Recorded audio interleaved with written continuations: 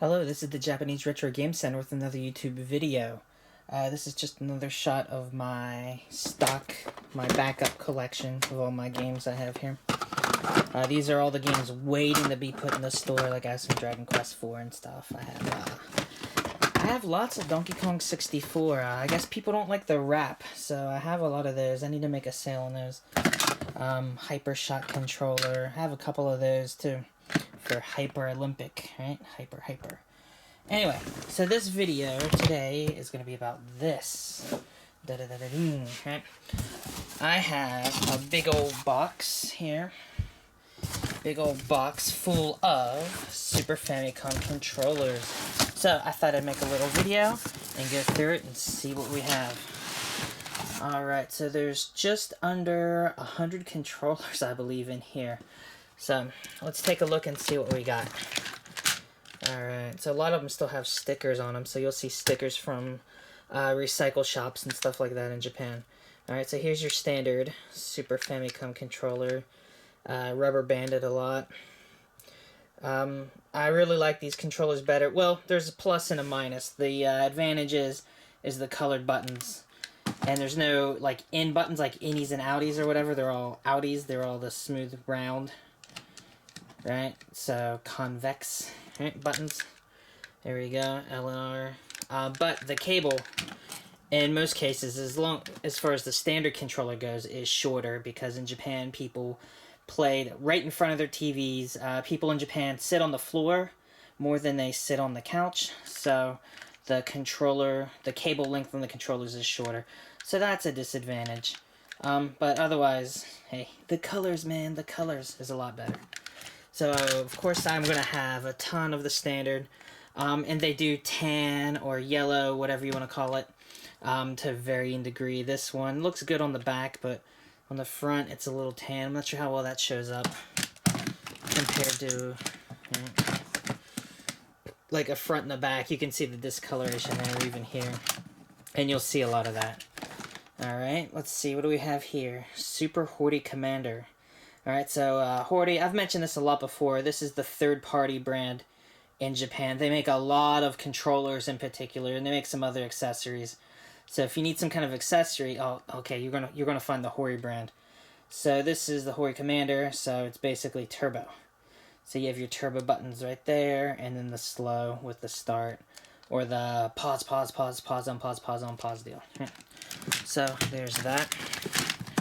Here's the ASC, the ASCII, right? ASCII pad. Same deal. It's just in a different version. It's got the sticker on there. Alright, turbo, right? It's a little bit bigger. It's got the bump in the middle. That's pretty standard. I think even outside of Japan, alright? So, Super Famicom mouse. Got a bunch of those in there. Alright, let's dig deeper. We have to go deeper. All I'm seeing is Super Famicom, the basic Super Famicom controllers, which is actually a good thing. There's actually, because of the reasons I stated before, because of the colors and everything, I do believe there is a demand for these. And Super Famicoms and controllers, they usually sell better by pieces. Okay, here we go. What do we have here? CD, alright, TATBAB. This is an interesting looking controller here, and it was cheap, huh? Alright, and it has a back kind of panel on there, so this is going to be interesting. Let's see, let's pull out it's all tangled up in there. I wanted to get out the end and see if the end was normal too. Alright, we'll get to that later, I guess. So there's an interesting find there, alright. Here's Super Scope.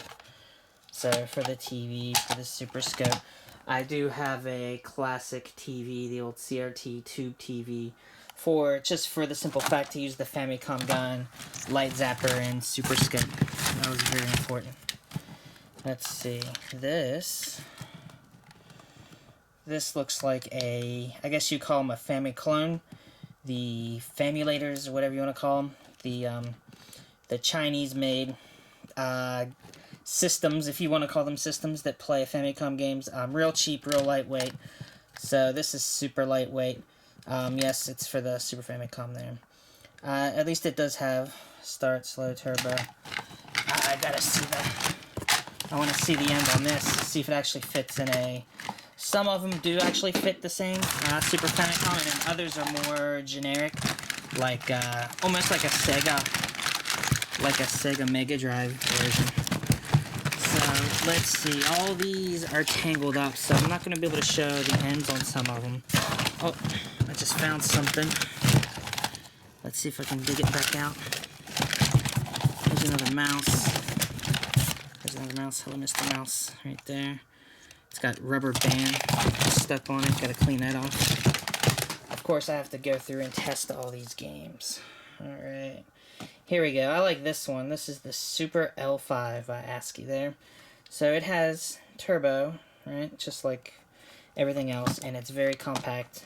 It's the one-handed controller for your more mundane games, the RPGs and whatnot. So it has L... I don't know if you can see it there. It has L and R, a control pad. Start and select there. The turbo buttons are right there for your standard buttons there. And here we go. Let's get that in a shot there. BYAX, right there. So, that's a cool controller. That'll be in the store very shortly. Hopefully. Maybe next week if I can get sorted through some of this stuff. Let's see. So, those are just a few of them. I'll stop there. The rest I have to dig deeper, and we don't have time for that now. So, there you go. There's a shot at some controllers. I'm going to be very busy in the next couple of weeks, as you can tell. It might take a week just to untangle all of these cords, who knows. So that's it for now, and hopefully I have some more videos up later. Bye-bye.